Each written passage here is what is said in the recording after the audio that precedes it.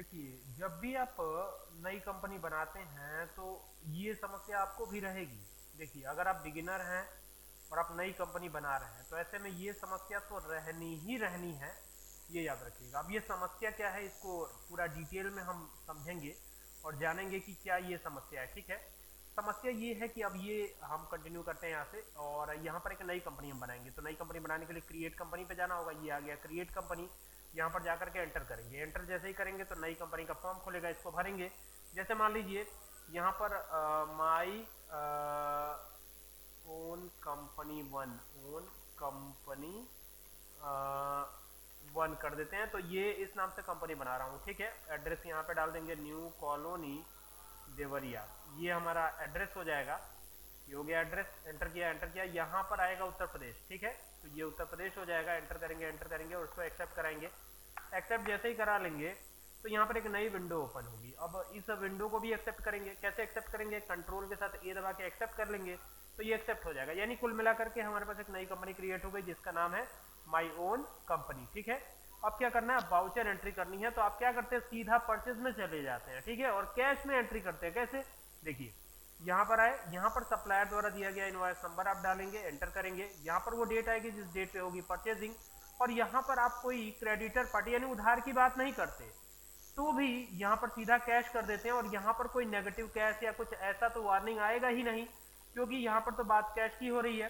ठीक है, एंटर करते हुए इसको आप एक्सेप्ट करा लेते हैं। और जैसे ही एक्सेप्ट कराते हैं तो यहाँ परचेज का लेजर पूछता है, आप एंटर करेंगे और यहाँ परचेज का लेजर भी बना लेंगे।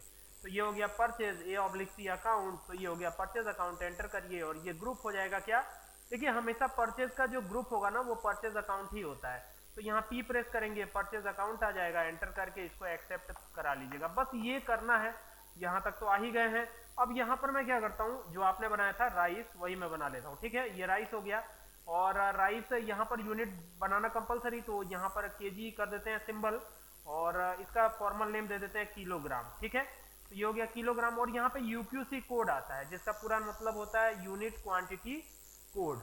तो यहाँ पे यूनिट क्वांटिटी कोड आएगा आपका, तो के प्रेस करिए ना, तो देखिए यहाँ पर आपको किलोग्राम्स दिख रहा है, किलोलीटर दिख रहा है, किलोमीटर दिख रहा है। तो हमें फिलहाल इसमें किलोग्राम करना है, तो किलोग्राम कर दिया। आधा किलो अगर सेल करना हो या परचेज करना हो तो ऐसे में 3 यहाँ पे लिख देते हैं, डेसिमल प्लेसेस 3 दे दिया है। ठीक है, जैसे 1 किलो में 1 kg आ जाएगा और डेसिमल प्लेसेस 0.500 हो जाएगा, तो ये आपका डेसिमल हो जाएगा। तो ये एंटर कर देंगे, एंटर कर देंगे, एंटर कर देंगे। अब ये आ गया कर्सर क्वांटिटी में, तो यहाँ पर 100 किलो हम परचेज कर रहे हैं। ठीक है, और 1 किलो की खरीद रेट मान लीजिए 45 रुपए है। एंटर किया। अब इतना ही रखते हैं, केवल एक ही आइटम। समझने के लिए जरूरी है कि केवल एक ही आइटम रखा जाए। ठीक है ना, तो इसको खाली एक ही आइटम रखते हैं। क्लियर। अब देखिए, अब यहाँ पर क्या करना है, अब एक काम करते हैं, इसको एक्सेप्ट करा लेते हैं। एंटर एंटर करके लास्ट तक जाएंगे, एक्सेप्ट करा लेंगे इसको। तो ये एक्सेप्ट हो गया। आप यहाँ पे चाहे तो नरेशन भी डाल सकते हैं, जैसे ये द गुड्स का मतलब जो भी सामान है, have been purchased on cash. ठीक है, कैश में खरीदा जा रहा है, तो ये एक्सेप्ट करा लिया हमने। अब ये कितने का सामान हमने खरीदा है, जिसकी एंट्री हमने अपने यहाँ टैली में की है, 4,500 रुपए का सामान हमने खरीद लिया है। ठीक है, अब ये जो 4,500 रुपए हैं ये ऑलरेडी नेगेटिव में चल रहा है, क्योंकि हमने कोई कैश तो रिसीव ही नहीं कराया था। अब ये कैसे पता कि नेगेटिव में चल रहा है कि नहीं चल रहा है, इसके देखने के कई तरीके हैं। मैं आपको एक तरीका बताता हूं। देखिए, जब आप यहां पर कैश की रिसीविंग कराएंगे तो ये कैश ऑलरेडी माइनस में चलता जाएगा। कैसे, देखिए यहां पर आए, रिसिप्ट वाउचर में अब आते हैं, तो F6 प्रेस कर लेते हैं रिसिप्ट वाउचर में जाने के लिए। और यहाँ कैश को रिसीव कराना है ना, तो कैश यानी कंपनी में लगाया जाने वाला फंड कैपिटल कहलाता है। तो यहाँ ऑल्ट सी करके आप कैपिटल अकाउंट का लेजर बनाइए। तो ये हो गया कैपिटल A/C अकाउंट, और इसका ग्रुप रहेगा कैपिटल अकाउंट। तो C प्रेस करते हैं और C प्रेस करके यहाँ कैपिटल अकाउंट कर देते हैं। बाकी यहाँ पर एंटर एंटर करके और इसको करा लेंगे हम एक्सेप्ट। ठीक है, तो ये बहुत आसान है, ये हो गया। अब यहाँ पर कितना कैश रिसीव कराया जा रहा है, तो यहाँ मान लीजिए कि हमने एक तरह से समझिए कि मैं यहाँ पर 1,000 रुपए ही पहले रिसीव करा रहा हूँ। कितना, 1,000 रुपए। ठीक है, और ये कैश में करा रहा हूँ, तो ये कैश हो गया। एंटर किया। अब देखिए, जैसे ही हमने एंटर करा ना, ये 3,500 रुपया नेगेटिव कैश जा रहा है। कुल मिला के खरीदारी कितने की हुई थी, 4,500 रुपए की, और कैश में हुई थी। यही सबूत है कि ये हमारा कैश नेगेटिव में है। देखिए यहाँ पर ये नेगेटिव वार्निंग भी आ रही है कि 3500 रुपए 1000 रिसीव कराने के बावजूद आप 3500 नेगेटिव में जा रहे हैं। आ रही है बात समझ में?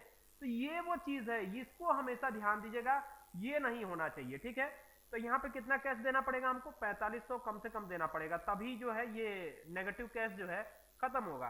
तो यहाँ पे आइए और यहाँ 4500 डालिए और फिर यहाँ पे कैश करिए और देखिए जो नेगेटिव कैश आ रहा था वो नहीं आएगा। अब आपका बैलेंस जीरो हो गया। देखिए कैश बैलेंस कितना हो गया? जीरो। 4500 डालने के बाद कितना हो गया? जीरो हो गया, ठीक है ना। कैश नहीं होगा तो आप काम नहीं करेंगे, ठीक है ना। ये ध्यान दीजिएगा, पेमेंट वाला काम आप कर ही नहीं पाएंगे, तो कैश होना चाहिए, ठीक है ना, तभी आप ये काम कर सकते हैं। क्लियर? उम्मीद करता हूं बात समझ में आ गई हो।